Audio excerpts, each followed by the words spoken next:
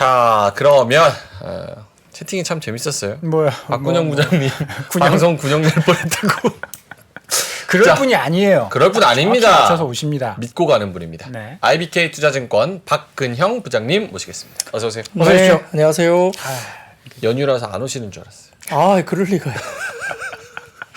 자, 오늘 연휴를 앞두고 시장 마감 좀 엇갈렸죠? 네, 코스피는 16포인트 수준 상승 출발을 보였는데요. 역시 갭 상승을 하다 보니까 외국인들은 현선물 매도가 나왔고 기관은 선물 매수로만 출발을 보였습니다. 에코프로 그룹주가 시초가부터는 급등세가 보였습니다. 삼성전자, SK하이닉스도 감산 효과로 강세를 보였고요. 금융투자 중심으로 코스피 현물 매도가 증가했지만 외국인들은 코스피 200 중심의 순매수 전환을 했습니다. 인터넷과 플랫폼 기업 관련된 부분들이 엔터 업종들이 또 반등을 주도했고 연일 하한가를 기록했던 SG증권 발매도 물량 관련 종목들은 일부 아주 강세를 보이기도 했습니다. 10시를 지나면서 외국인 선물 매도 규모가 축소 시작되면서 지수 상승폭이 확대됐는데 다만 다음 주 미국 FOMC가 있고 월요일 근로자의 날 휴장을 앞둔 경계감 지수 다음 주는 3일 거래밖에 안 되거든요. 네. 그러다 보니까 외국인 선물 매도 규모가 재차 확대되고요. 에코프로를 제외한 대부분 2차전지 소재주 하락 전환하면서 코스닥이 또 마이너스 전환했습니다. 외국인들은 양시장 업종별 차이가 크게 갈렸던 상황인데 2차전지 관련 업종은 집중 매도가 나왔고요. 전기전자 매수가 강했던 편입니다. 코스닥에서는 게임과 엔터주 일부 매수를 했고 기관은 양시장 순매도 속에 코스피 서비스 업종 매수가 들어왔고 카카오, 네이버, NC소프트 상승세를 주었습니다. 코스닥은 게임, 반도체주 일부 매수가 들어왔고요. 오전 증시 특징은 업종별 수급 이동이 좀 보였다는 건데 외국인은 2차전지 매도를 하고 전기전자 매수 들어왔는데 외국인 잠정 집계상 금액 기준 양시장 순매도 상위 10위 중에 8개 종목이 2차전지 종목이었습니다. 그러니까 집중적으로 매도가 나왔죠. 반면 이제 카카오, 네이버, 삼성전자, SK하이닉스 등이 반등세를 주었고 기존 강세 종목에서 그동안에 못난이 업종으로 불리웠던 업종으로 수급이 좀 들어왔다 이렇게 볼 수 있습니다. 못난이요? 뭐 카카오나 네이버 이런 못 갔던 인터넷 주 카카오 주주예요. 못난이 아닙니다. 네, 우리 애 잘할 겁니다. 알겠습니다. 자, 12시를 지나면서 코스피도 잠시 하락 전환 보이기도 했습니다만 1시 기준 외국인 선물 매도 4,800억대 수준까지 이어졌고 이후로도 선물 매도 규모가 좀 더 확대가 됐습니다. 원달러 환율은 금일 BOJ 금정위에서 정책 변화가 없었던 가운데 장중 엔화의 급격한 약세가 이루어졌고요. 여기에 따라서 1,340원대까지 상승세가 보였습니다. 그 이유는 BOJ 주요 결정 사항 중에 하나가 대략 1년에서 1년 반 정도 계획된 기간을 두고 통화정책에 대한 광범위한 검토를 실시하기로 결정했다. 이 문구 때문인데요. 그것에 대해서 생각해보면 최소 2024년 4월까지는 실질적인 정책 변화가 없을 수 있다는 이제 분석이 되는 거죠. 그러다 보니까 엔화가 약세로 접어들었고 미국 금리도 하락세로 접어들었습니다. 네. 업종별로는 카카오, 네이버 강세, 서비스업 상승세를 보였고 건설업 같은 경우는 해외 사업 실적이 견인해 GS건설 등이 상승세였고요. 증권과 보험 등 금융업종도 강세 기록한 가운데 24일 하한가를 기록한 다올투자증권은 반발 매수 유입에 장중 22%대 급등세까지 나왔습니다. 22%. 최근 부진했던 호텔신라, 신세계 등 호텔레저 소비주들이 반등하면서 유통업 강세도 이어졌고요. 반면 포스코 홀딩스, 포스코 퓨처엠 약세의 철강과 비금속 광물이 하락했고 방산주도 약세 기록하면서 LIG 넥스원이 장중 11%대 급락, 운주장비 내에서는 한화 에어로스페이스와 현대 로템도 하락세를 보였습니다. 코스닥은 외국인 중심으로 매물이 출회되면서 하락 반전했는데 1% 가까이 하락했고 850선 하회를 했습니다.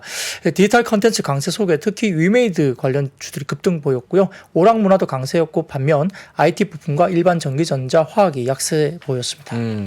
요 그 SG 종목들, 네. 하한가 맞은 종목들의 반등 여기에 관심과 의미를 좀 두는 분들이 많은 것 같은데 의미가 있나요? 시장 전반적인 큰 그림으로 봤을 때? 오늘 거기 급등하면서 약간 코스닥이 좀 밀렸잖아요. 사실 초단타 전국 대회가 나왔죠. 네. 초단타. 천하대일 단타대. 단타대회. 단타대. 거기로 다 쏠리면서 약간 코스닥이 하락한 원인도 거기에 뭐 조금 그게 좀 일조를 했다. 글쎄요, 뭐 사실 코스닥 지수로 보면 2차 전지 소재주, 그러니까 뭐 시가총액 상위 쪽에 네네. 이 2차 전지 소재주가 많잖아요. 네. 그게 이제 지금 에코프로를 뺀 나머지 종목들이 사실 많이 빠졌죠. 네. 근데 그게 그 가운데 아까 말씀드렸던 수급적인 현상이 외국인들이 주로 이제 2차 전지주를 집중적으로 매도를 했다는 거고요. 특별하게 2차 전지주에 대한 매도 사유는 알려진 건 별로 없습니다. 근데 이제 최근에 조금 추이를 보면 4월 21일경인가요? 최근에 시티그룹에서도 네네. K 2차 전지 관련된 숏 리포트가 나오기도 했고요. 해외 쪽에서 IB 쪽에 일부 이제 숏 리포트가 좀 나오기 시작하면서 오늘은 뭐 그 이유 때문인지는 모르겠으나 일단 좀 2차 전지 쪽으로 집중되면서 반도체나 이제 전기전자 쪽으로 옮겨갔는데 시가총액을 따져보면 2차 전지 전체 시가총액이 한 뭐 총 합해서 한 300조 정도 된다고 추정이 되는 것 같아요. 근데 이제 삼성전자나 하이닉스가 아마 400조 원대 중반 정도 되나요? 네. 그 정도 되니까 네. 양쪽이 양립을 할 수가 없는 거죠. 현재 유동성 가지고는 두 개가 같이 올라가기는 좀 힘든 거예요. 힘들다. 한쪽으로 사게 되면 한쪽을 팔아야 되는 그런 수급적인 상황도 좀 변화가 있었다는 것이고 사실은 뭐 오늘 2차 전지 쪽에 빠지는 부분들은 좀 특별한 이슈가 나와서 막 빠진 건 아닌 것 같고 조금 수급적인 외국인들의 특히 수급적인 부분들이 영향을 미쳤다 볼 수 있습니다. 외국인들이 많이 파는데 그동안은 2차 전지 개인들이 많이 받아줬잖아요. 네. 근데 그 SG 사태에서 하락했었던 그 종목들 개인 수급도 오늘 엄청나더라고요. 개인들이 엄청 많이 샀더라고요. 어떻게 사요? 화요일날?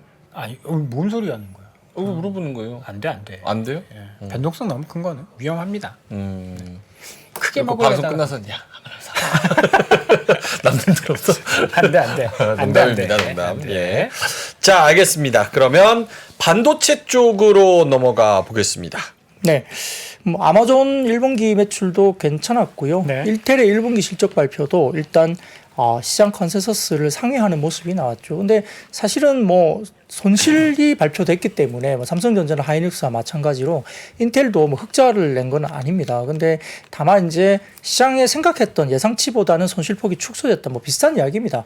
SK 하이닉스도 그랬고요. 그래서 인텔 부분이 이렇게 이야기가 됐는데 사실은 뭐 인텔이 이렇게 이야기하면서 주가가 또 시간으로 올랐잖아요. 네, 뭐 그러다 시간으로. 보니까 네. 이 부분들이 역시나 이제 이야기가 되면서 주가가 이제 삼성전자 하이닉스도 어느 정도 버텨냈다 정도로 생각하시면 될 것 같고 아마 이제 사파이어 레피츠 출하가 되고 실질적으로 뭐 DDR5 같은 경우도 아직은 우려가 좀 있습니다만 현실적으로 한 5월 정도부터는 뭐 대량 양산에 들어가는 시점이 오기 때문에 일단 뭐 수요는 좀 차치를 하더라도 네. 일단 모멘텀은 좀 오고 있다 볼 수 있는 상황이고요. 한편 오늘 이제 기사가 하나 나왔는데 마이크론이 이제 유통 채널 고객들에게 5월부터는 메모리 반도체 가격 추가 하락을 용인하지 않겠다라는 통보를 했습니다. 이게 디지타임즈의 아시아판 그 영문판을 제가 갖고 왔는데요. 띄워주시면 예 이렇게 나오죠. 마이크론 투 스탑 이렇게 나옵니다. 그래서 이런 부분들이 실제 외신에서 이제 이야기가 나왔습니다. 그러니까 마이크론도 이렇게 이제 현물 가격 관련해서 추가 하락을 용인하지 않는 모습들이 해외 쪽에서 이제 기사가 나오면서 뭔가 이제 가격을 잡아가는 이런 느낌이 들고요. 이러면서 디램 가격이 사실 살짝 반등을 줬었어요. 그러니까 이런 부분도 있고요. 삼성전자가 2분기 들어서 한 15% 안팎 수준의 감산을 진행한다고 지금 이야기되고 있는데 국내 뉴스로는 오늘 나온 게 하반기부터는 반도체 삼성전자가 최대 25%까지 감산 규모를 확대할 것으로 또 오늘 국내 뉴스가 또 나왔습니다.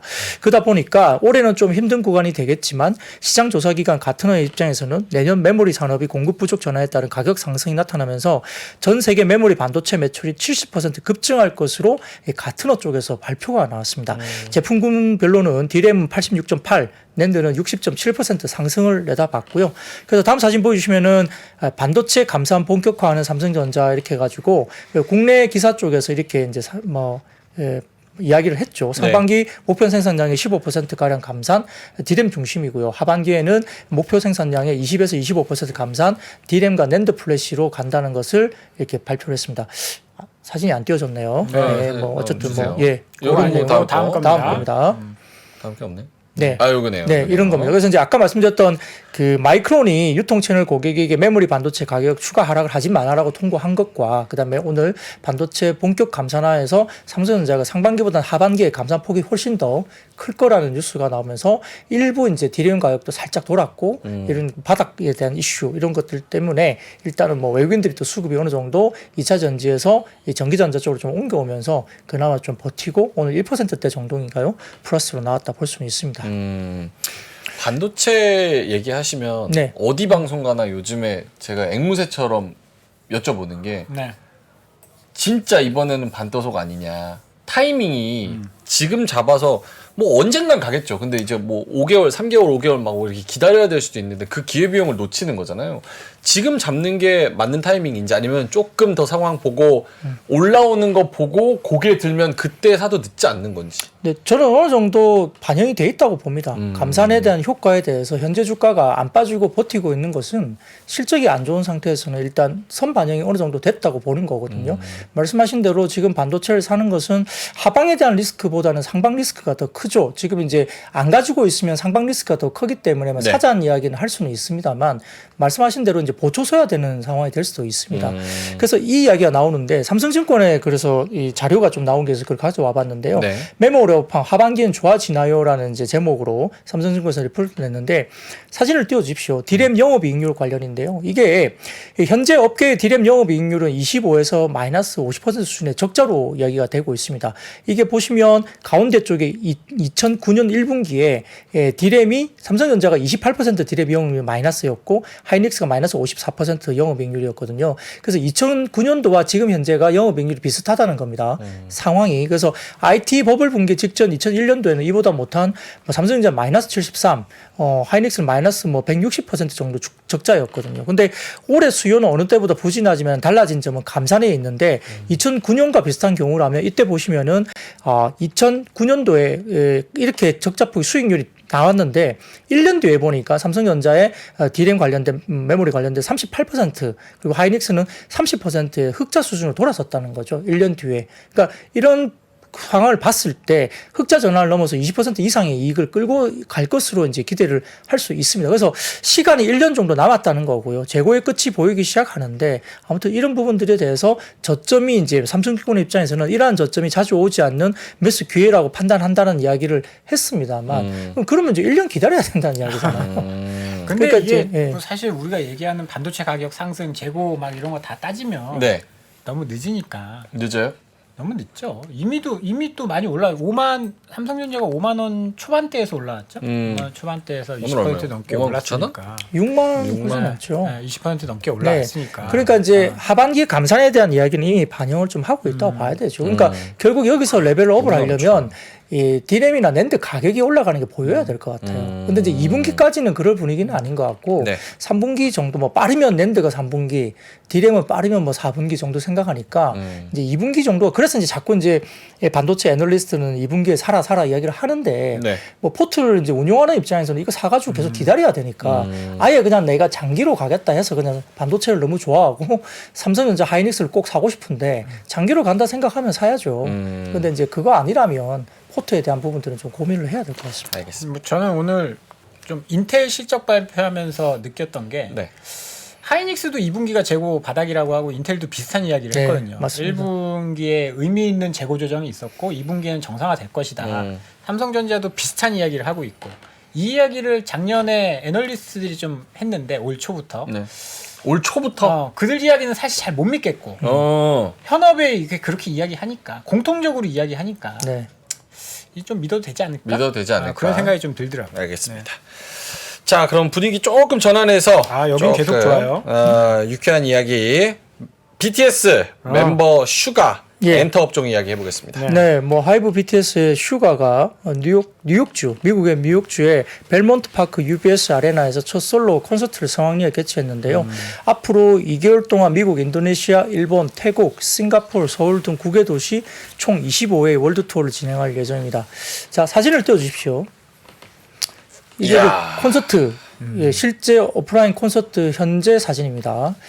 이 하이브 BTS 슈가가 솔로 이제 콘서트 첫째 날에 이 정작 본인은 이 여기가 매진이 안 될까봐 걱정했다고 알려져 BTS인데? 있어요. 그래서 이제 다른 사람들이 너 BTS잖아 왜 걱정해 뭐 이랬다고 하는데 이렇게 이제 꽉 찼다고 합니다. 이제 오프라인 관련이고요. 이게 뭐 이 슈퍼돔 관련된 뭐 여러 가지 때도 굉장히 많이 이제 하겠죠 앞으로도 그죠? 그래서 여기가 18,000석 정도 네, 그 정도 된다고 됩니다. 하네요.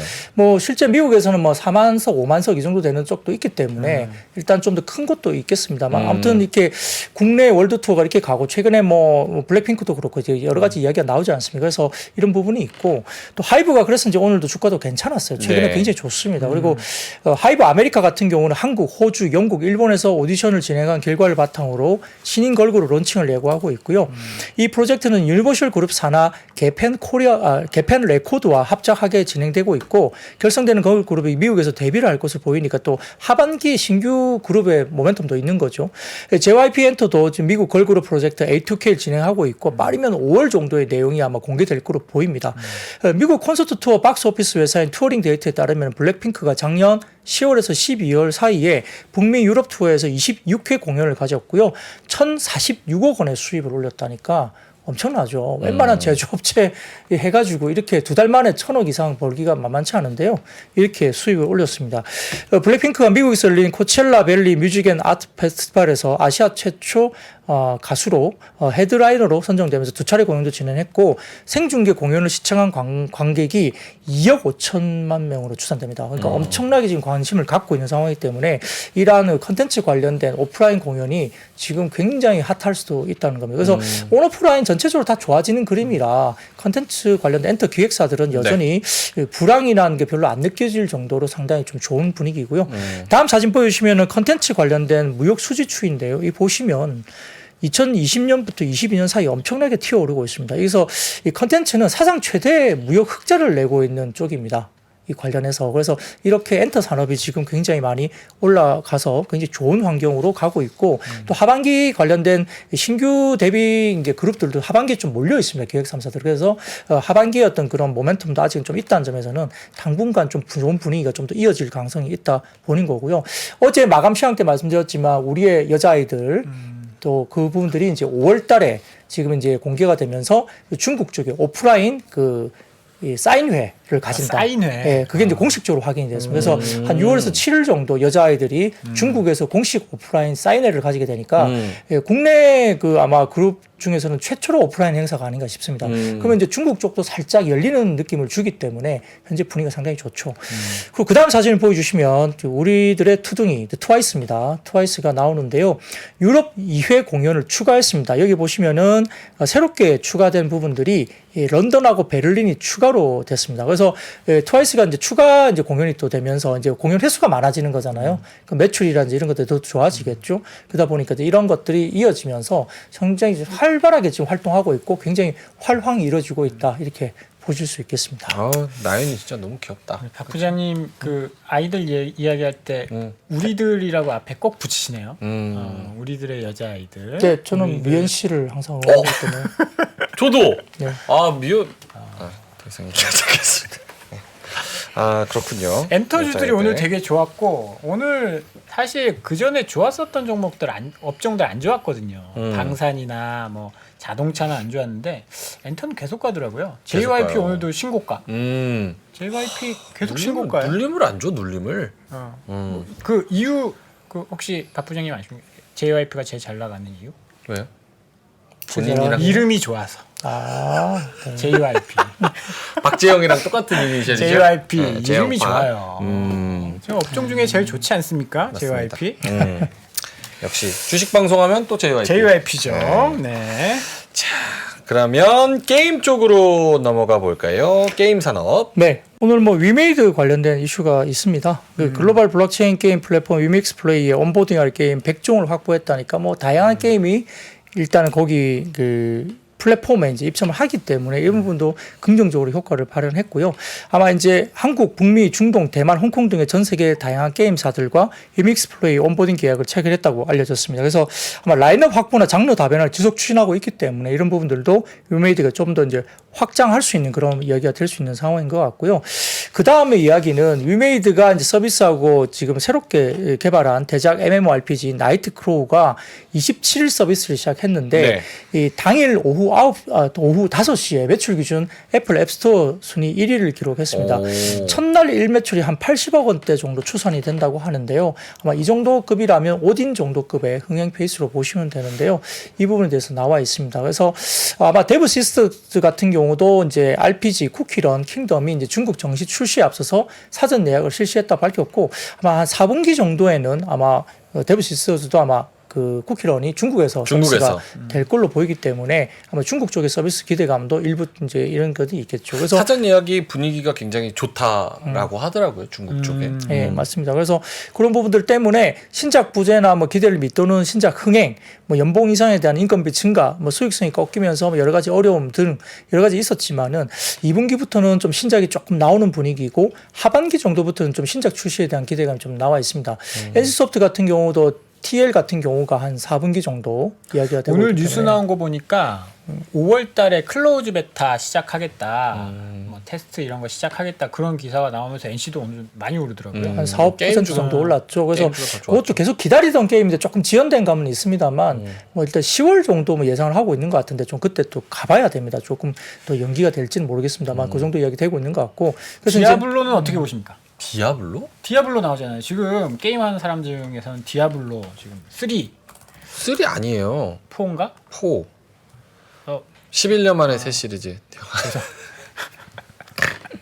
네, 3는 그렇습니다. 망했지. 3는 쓰리는 망했지. 제가- 나도 해봤어. 3는. 근데 내가 4 했던 게 2였구나. 4는 이거는 그렇게 뭐 그 게임 리뷰어들 보니까 음. 너무 매니악하다라는 평들이 좀 있더라고요. 다크에서 굉장히 좀 잔인하고 엄청 다크하고 그래서 아마도 좀 매니악하지 않을까 이런 얘기가 있는데 어쨌든 이런 신작 게임들이 계속 나와서 기대감이 좀 형성이 된다는 거. 네, 그렇습니다. 근데 좀 재밌는 걸 좀 있어서 가져와 봤는데요. 예. 사진을 띄워주시면 이게 다울투자증권 자료인데요.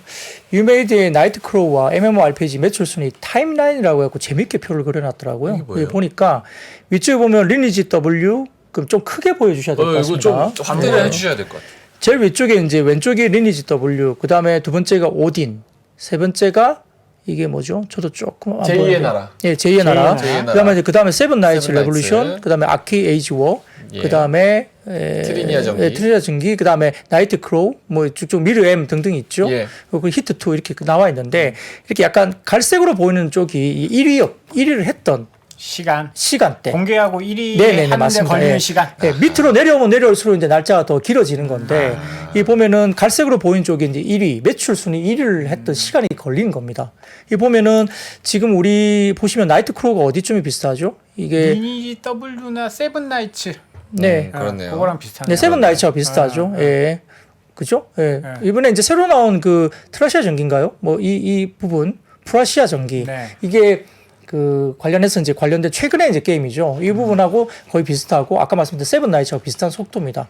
그러다 보니까 이제 현재 속도는 프라시아 전기보다는 조금 빠른 수준이고요.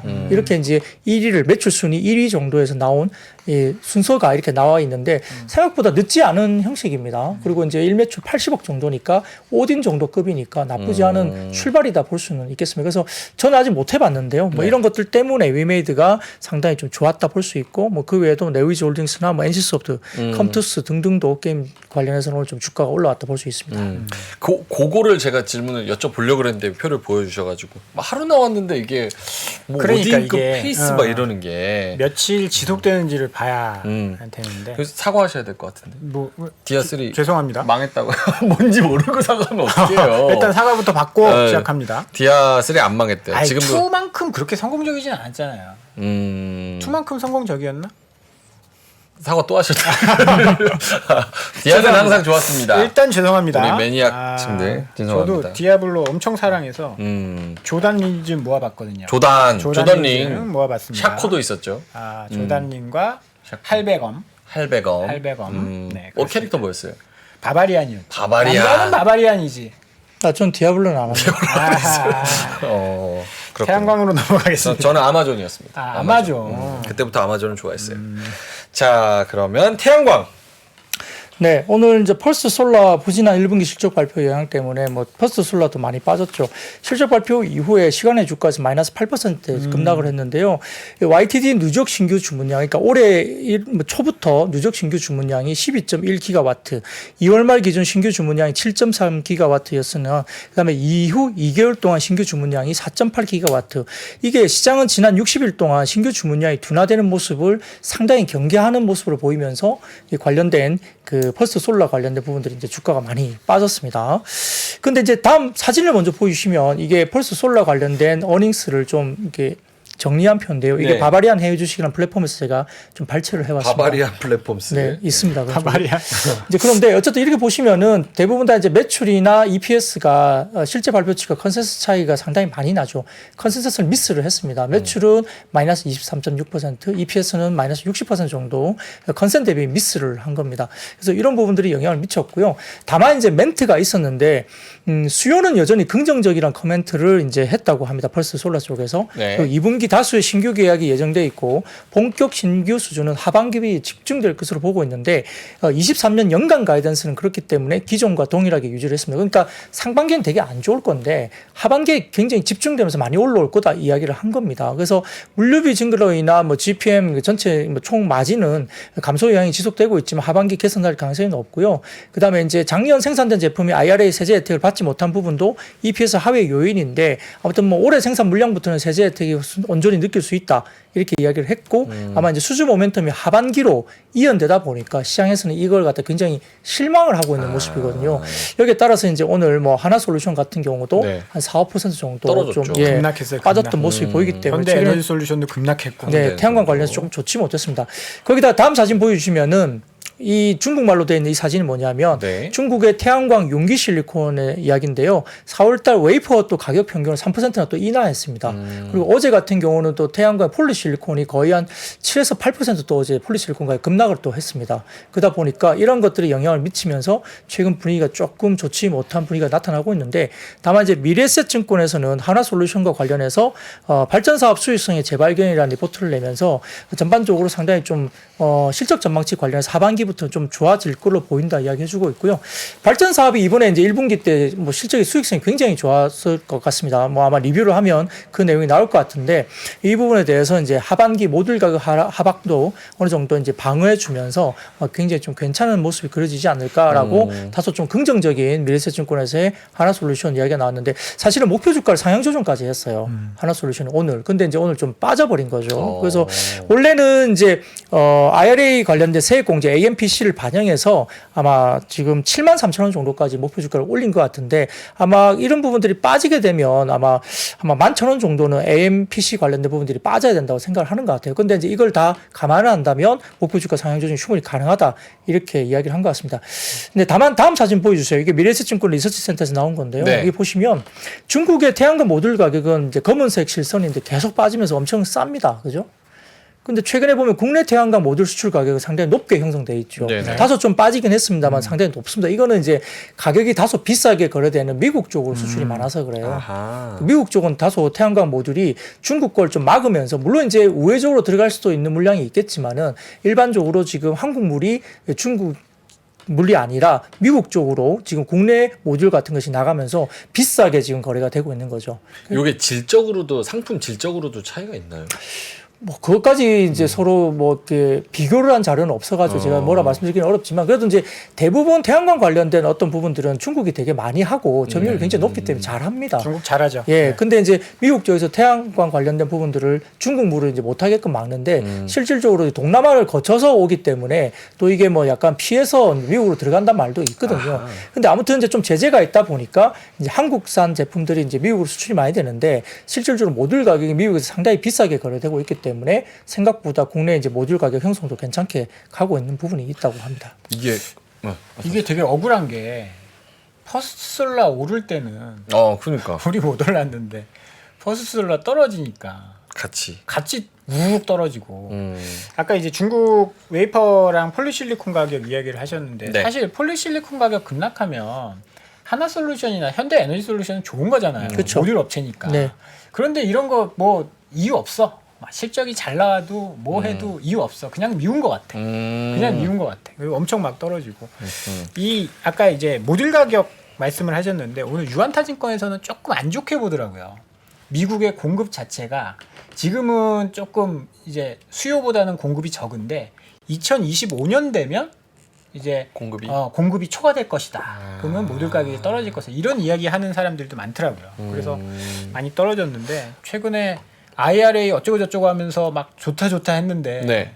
2차 전지만 올라가고 얘들은 올라간 것도 없는데 막 떨어지니까 중간에 또 거래 정지 기간 동안에 네. 해외 쪽의 태양광 업체들은 주가가 굉장히 좋았거든요. 그래서 그 갭을 메워야 된다고 생각들을 많이 하고 그와 관련된 리포트도 좀 많이 나왔습니다만 이제 실질적으로 아웃퍼폼을 좀 못하고 있는 좀 그런 실정입니다. 근데 이것도 그렇고 아까 반도체도 그렇고 하반기에 뭐 더 개선될 전망이다. 근데 하반기에는 경기 침체 뭐 이런 얘기 막 하는데 뭐 이거는 이제 B2B니까. 네. 사요? 뭘 사? 자, 알겠습니다. 다음 이야기는 조선. 네. 조선은 오늘 좋았죠. 네. 네, 오늘 괜찮았습니다. 사실 뭐 조선주가 움직일 때는 유가도 좀 좋아야지 이제 같이 가는 분위기인데요. 뭐 유가는 좀 그렇게 썩 요즘에 아웃퍼폼 못하고 있고, 뭐 전날인가요? 어제 기준자로 보면 이제 좀 유가들이 이제 70달러대 초중반 정도까지 빠졌기 때문에 80달러 넘어선 지가 이제 얼마 안 됐는데 다시 또 빠지는 분위기입니다.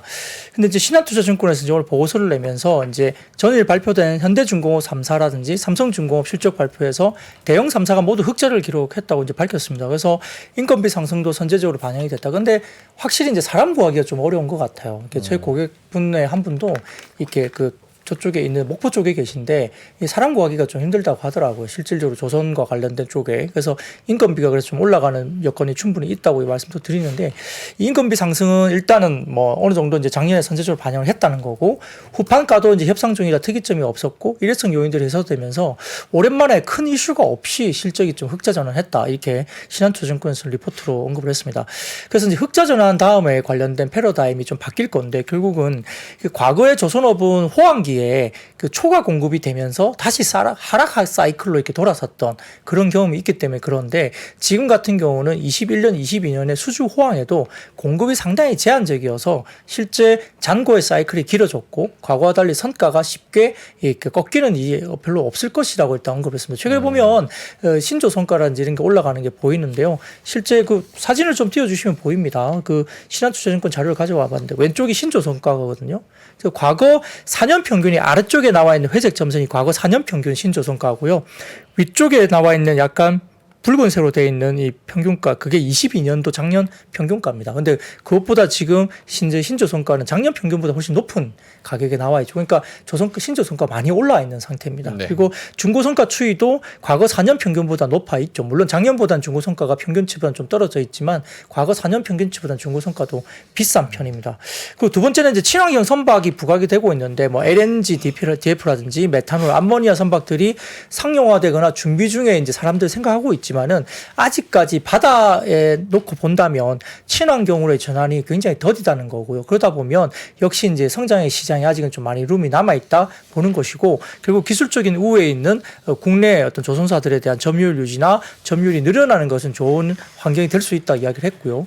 그 외에도 이제 뭐 선박의 뭐 연료 변화, 그다음에 선박의 구조 변화 때문에 여러 가지 부분에서는 아마 그 선주들의 선박의 자율 운항이라든지 효율화 관련된 약간의 그 선박의 연료 변화, 구조 변화를 좀 이야기할 거다 보는데, 과거에 이제 미국의 롱비치 항구의 컨테이너 적체를 봤지 않습니까? 그때 아마 중국에서 건조했었나요? 그 아마 해외에서 건조된 그 배가 네. 아예 누워가지고 막아버렸잖아요. 이게 그게 보니까 이제 문제가 됐던 거죠. 그래서 뭔가 이제 약간 옛날식의 어떤 배들이 들어가면서 그렇게 이제 누워버려가지고 막아버렸던 그런. 대만 에버그린 그 해운사 그거 말씀하시는 건가요? 예, 그때 가다가 누워버려.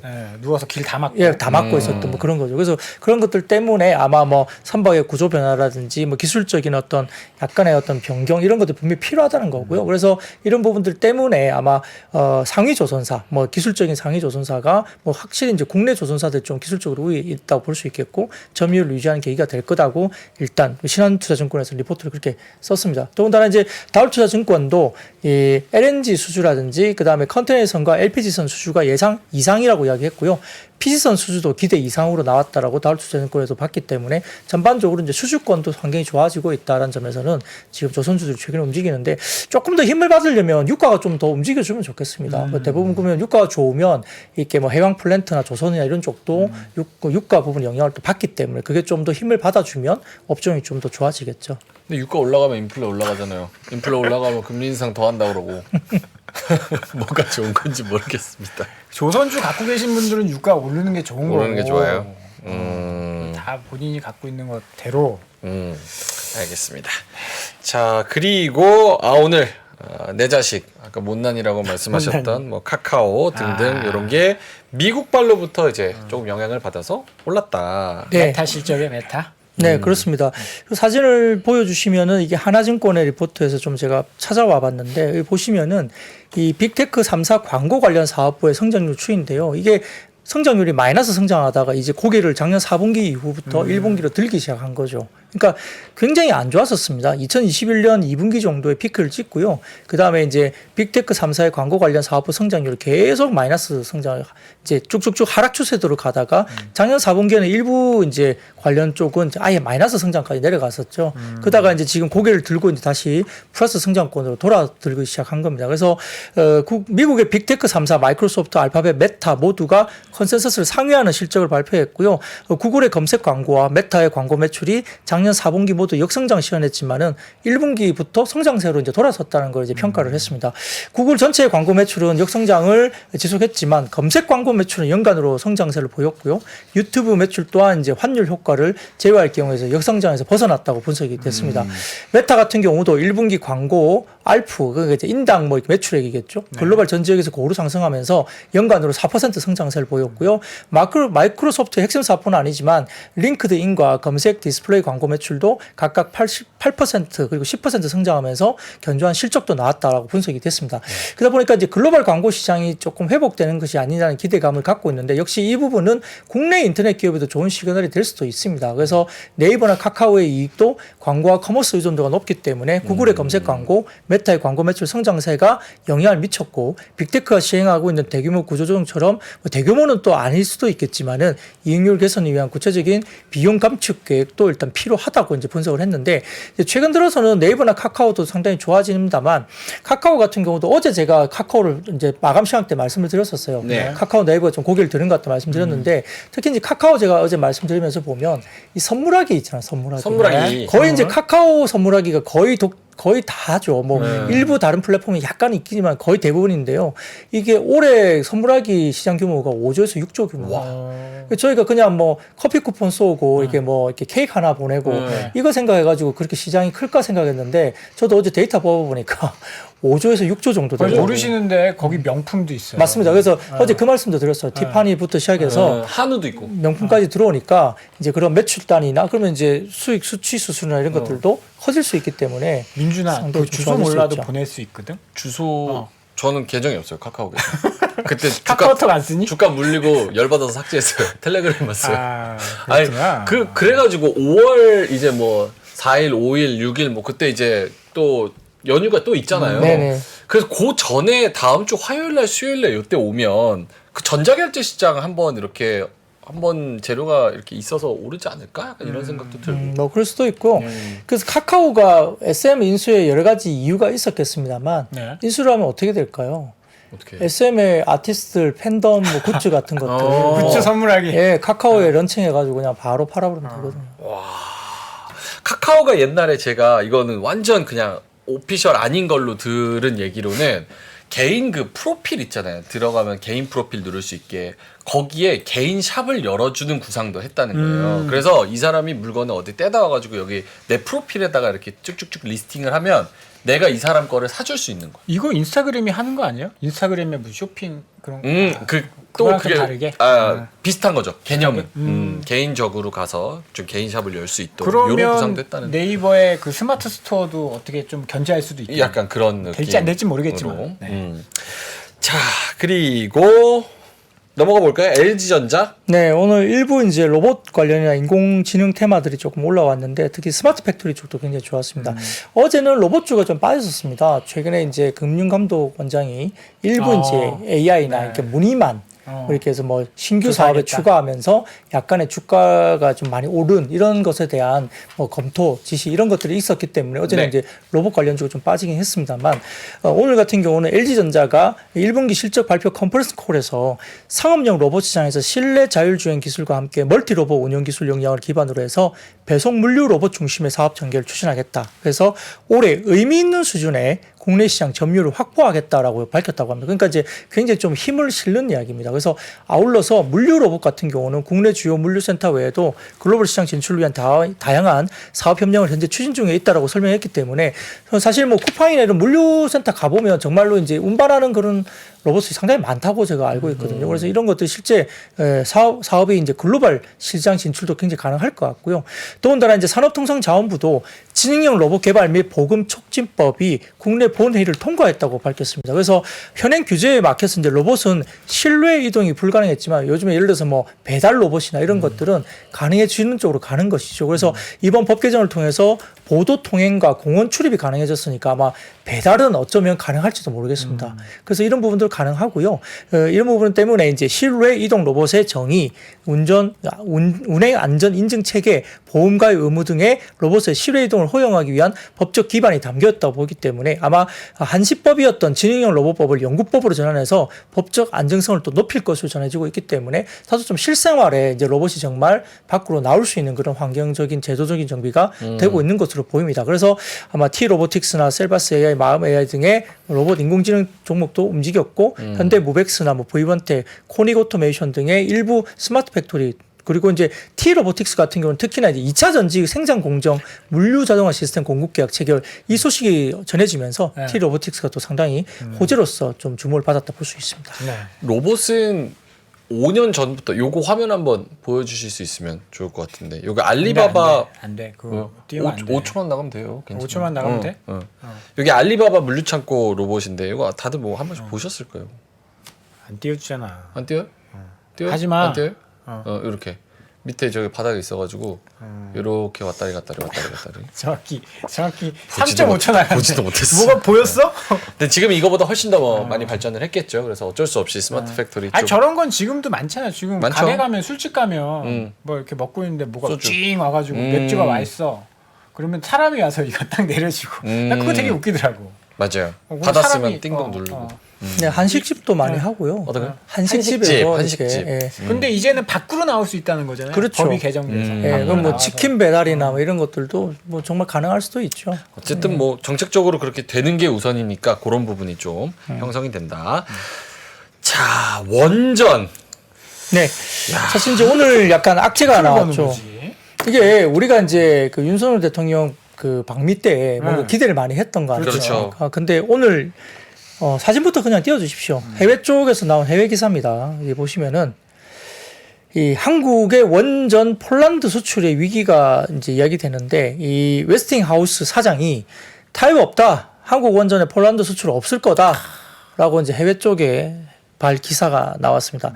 그래서 한국 원전은 웨스팅하우스의 지재권, 지적재산권을 침해한 것이라고 밝히면서 일단 한국 원전의 폴란드 수출은 없을 거라고 이렇게 단언하는 해외 기사가 나와버렸죠. 이게 이제 협상 카드로 이제 이렇게 이야기를 한 건지 아니면 정말 이제 뭐 협상을 안 하려고 그런 건지 모르겠지만은 네, 공항이야, 실제 공항이야. 이번에 그 방미를 하면서 이런 부분들이 어느 정도 협의가 좀 돼서 이제 귀국을 할 걸로 저희가 기대를 했기 때문에 이제 원전 관련주고 이 부분에서는 했는데 이게 이제 뭐 제대로 타협이 안 된 건지 일단은 웨스팅하우스의 CEO가 일단 타협이 없다는 식으로 이렇게 기사를 내면서 상당히 좀 원전 관련주가 오늘 좀 좋지 못한 모습이었는데 원전 관련 좀 기대가 조금 있긴 했는데 그쵸. 워낙에 이제 반도체나 자동차 안 될 거라고 알고 있어서 이런 쪽은 될 거라고 했는데 바로 이런 기사가 떠버려.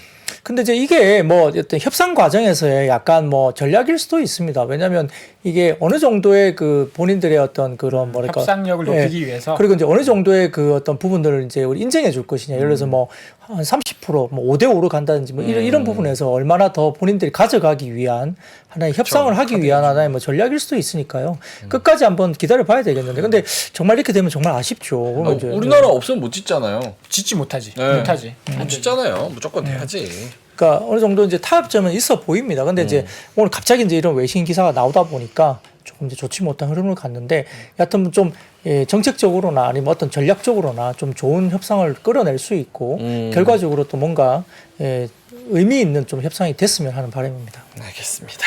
자, 요거 한번 볼까요? 오늘 화장품 몇 개 또 좋은 것들이 있었는데. 네, 오늘 뭐 코스맥스 등등을 포함한 화장품 그리고 이제 브랜드 쪽도 좀 좋았고 그다음에 이제 면세점 중에 호텔 신라나 이런 쪽도 괜찮았고요. 네. 뭐 전체적으로 지금 중국 소비주도 좀 괜찮았는데 한중 마찰이 조금 완화되는 국면으로 가는 느낌이 들어서 이 중국 소비주가 어제도 좀 괜찮았었고요. 어제는 아까 말씀드렸듯이 이제 여자 아이들이 이제 또 중국의 오프라인 팬 미팅 뭐 이렇게 사인회 한다 이렇게 나오니까 또 완화 기대감도 있었고 최근에 약간 격앙된 어떤 그런 코멘트가 왔다 갔다 하다가 조금 이제 완화되는 국면으로 가고 있는 모습입니다. 그래서 이제 중국 소비주가 일부 이제 화장품주라든지 면세점이나 이런 것들이 오늘 조금 연속적으로 오르기도 했는데 이제 이 부분 관련해서 오늘 이제 한국투자증권에서 이제 담당 애널리스트가 이제 장중 코멘트를 냈습니다.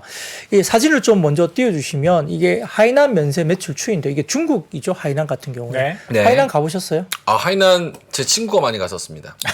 제주항공. 아, 제주항공 스튜어디스거든요. 하이난 엄청 여자친구? 자주 가거든. 네, 여자친구군요. 스튜어디스? 친구. 네, 스튜어디스. 친구. 그러니까 여자의 남자. 두 마리가 옆에서. 그러니까 남자 스튜어드였어? 스튜어드 아니야. 스튜어드였어? 여자 그러니까 스튜어디스였어요. 여자 스튜어디스 친구예요? 친구. 네. 여자 스튜어디스 친구. 네, 맞아요. 뭐 특별합니까? 이게 그렇게 뭐 저 청문회 스튜어디스 없듯이. 여자 친구. 네, 알겠습니다. 아무튼 이제 그런 것들이 있었는데. 하이난. 네, 그러니까 이 보시면은 하이난의 면세 매출 추이인데요. 지금 1월 달부터 보시면은 1월 달 굉장히 좋았는데 2, 3월 들면서 이제 빠지고 있잖아요. 그래서 이 부분을 보면 이 제로 코로나 정책이 조기 폐지된 1월 매출이 가장 높고 2월, 3월부터는 슬로우하게 빠지고 있습니다. 그래서 전년 대비 개선폭이 큰 건 맞습니다. 이 왼쪽 보시면 원가가 낮았기 때문에 이제 올해 1, 2, 3월이 굉장히 큰데요. 개선폭은 큽니다만 절대 금액이 1월 대비 낮아지고 있다는 점이 인상 깊다 얘기했고요. 여러 가지 이유가 있겠지만은 중국인들의 해외여행 증가도 이유 중에 하나일 것으로 추정이 된다는 거죠. 그래서 해외로 나가는 겁니다. 뭐 동남아라든지 다른 쪽으로 나가니까 하이난에서 안 사는 겁니다.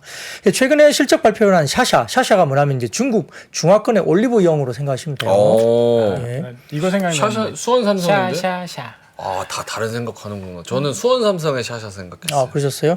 저는 중화권의 올리브영 샤샤를 생각했습니다. 셋이 생각이 다 그런데 다르니까. 아무튼 이쪽에 이제 실적을 보면 네. 1분기에 홍콩 마카오 기존점은 57% 신장을 했습니다. 네. 중국인들이 홍콩 마카오 많이 가죠. 예, 카드 게임 많이 좋아하니까, 네네네. 예, 카지노 땡기러. 좋아하니까. 네. 근데 이제 중국 내 기존점은 5.1% 성장했기 때문에 상당히 좀 성장폭이 없죠. 그러니까 이제 해외 쪽으로 많이 나가서 그럴 것이다 보는 겁니다. 이러한 트렌드를 보면 중국 내 로컬 화장품 수요 반등이 이루어지긴 하겠지만 예상보다 느려질 수 있죠. 그러니까 이런 맥락에서 보면 실질적으로 지금 손익 개선이 좀 더 확실한 쪽은 면세 쪽이 좀 더 확실할 거고 이제 역시 이제 호텔 신라나 뭐 신세계라든지 뭐 글로벌 텍스프리 이쪽이 좀 나을질 거고 코스맥스가 중국 중에서는 그래도 안정한 픽이다 이렇게 언급을 했습니다. 그래서 브랜드사 같은 경우 LG생활건강이나 아모레퍼시픽 같은 경우는 밸류에이션에 따라서 구간 트레이딩 바닥잡기 구간 정도로 접근을 좀 하는 게 좋겠다라고 약간 보수적인 언급을 좀 했고요. 근데 최근에 보면 CNC 인터내셔널이나 예를 들어서 뭐 아이패밀리 SC라든지 클리오 이런 중소형 색조 브랜드 상당히 좀 좋거든요. 네. 그러니까 이제 그런 것들은 또 나름대로 또 어떤 니치 마켓에서 잘하고 있다는 점에서 또 주목을 할 필요는 있겠습니다. 그리고 다음 주에 중국도 있지만 일본도 골든 일본. 위크입니다. 골든 골든 위크. 일본 관광객들 지금 굉장히 많이 늘어나고 있는데 사실 색조 같은 거는 많이 사갈 거예요. 색조? 색조. 화장품 이야기 나올 때 맨날 하는 이야기가 일본 사람들이 한국 화장 유튜브를 본다. 색조나 이런 거. 아니 근데 일본은 색조 만드는 회사가 없나? 있을 거 아니에요. 그리고 색조는 뭐 특별히 반도체 같은 초격차 기술이 있는 것도 아닐 거 아니에요. 에이 그게 화장 기술. 근데 이게 메이크업이 한국 여성분들이 메이크업을 굉장히 잘하는 편인 것 같아요. 잘하시죠. 네, 메이크업 금손. 기술이 예를 들어서 뭐 일본 여성분들이 메이크업 하는 걸 보면 뭐 정서가 달라서 모르겠지만 정서가 달라서 모르겠지만 확실히 우리나라 여성분들의 메이크업 스킬이 좀 더 세련돼 보이는 느낌이 있거든요. 역시 그 뭐 K-팝이랑 뭐 K-드라마 그렇죠. 그러다 보니까 이제 메이크업이 이제 뭐 일본 같은 경우도 브랜드가 좋은 거 많잖아요. 뭐 그런 화장품 쪽에서는 그럼에도 불구하고 이제 색조 메이크업에 대한 어떤 뭐 이렇게 인기라든지 이런 뭐 관심도는 한국에 대한 관심도 굉장히 한국이 높죠. 앞서 나간다. 한국이에요? 엄청 앞서 나간다. 그래요? 그리고 또 뭐 동남아 분들은 한국에 와가지고 미용기기 화이트닝을 엄청나게 하신다고. 우리나라 진짜 손으로 하는 거는 진짜 잘하는 것 같아요. 그렇죠? 화장이랑 뭐 성형 뭐 이런 거, 병아리 수술, 병아리 암수 구분 뭐 이런 것들 굉장히 잘합니다. 자, 그러면 이쪽으로 가볼까요? 은행 실적. 네, 뭐 이거는 간단합니다. 뭐 특별한 이슈는 아니었고요. 네. 뭐 메리츠 증권에서 리포트를 이제 은행 관련된 뭐 업종 리포트를 냈는데 기업은행을 제외한 5개 은행, KB금융, 신한지주, 하나금융, BNK금융, DGB금융 등이 모두 컨센서스를 상회한 실적을 냈다고 분석을 했고요.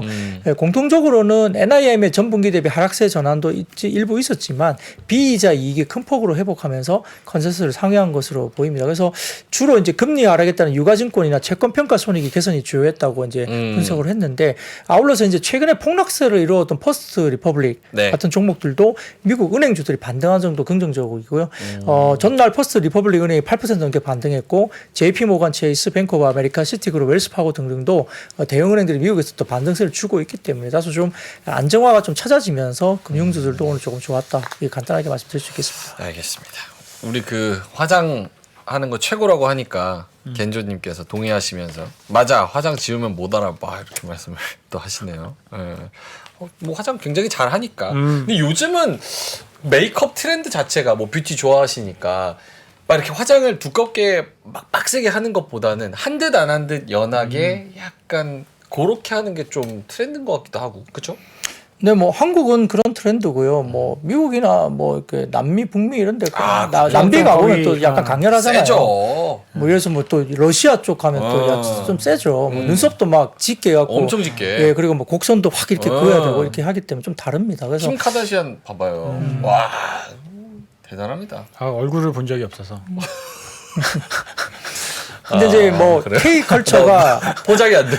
네, 그렇죠. 어떤 K 컬처가 네. 아무튼 지금은 인기이기 때문에 좀 따라하기를 많이 하는 것 같아요. 한국 어떤 메이크업에 대한 부분들을 좀 따라하고 또 제가 말씀드렸지만 좀 문화의 차이는 있지만 좀 비교해 보면 이 눈에 보기에 일단 한국 메이크업이 좀 스킬들이 좀 고급져 보이고 그렇죠. 그런 부분에서는 좀 약간 짙은 화장보다는 좀 고급스럽게 이렇게 좀 한국식의 어떤 화장을 좀 따라하는 분들이 많기 때문에 뭐 그러다 보니까 뭐 그걸 하려면은 이제 한국 제품을 써서 좀 해보자 이런 생각도 하겠죠. 그러니까 색조 쪽은 좀 좋아지는 것 같고 글로벌리 미용 시장, 화장품 시장의 성장은 대부분 다 브랜드 자체가 성장한 것보다는 최근의 트렌드는 대부분 다 올리브영과 같은 편집샵 같은 거예요. 그러니까 예를 들어서 미국도 이제 뭐 얼타 뷰티인가요? 뭐 그쪽 관련해서도 그렇고 뭐 그런 쪽에 약간 편집샵. 아까 샤샤도 이제 중국도 마찬가지고 샤샤. 그런 어떤 샵들이 들어가는데 그런 샵에는 대부분 다 중소형 색조 브랜드들이 좀 많이 있죠. 맞아요. 그러니까 아주 비싼 뭐 300만짜리 그런 데는 안 들어가잖아요. 그래서 그렇기 때문에 색조 중심의 중소형 브랜드들이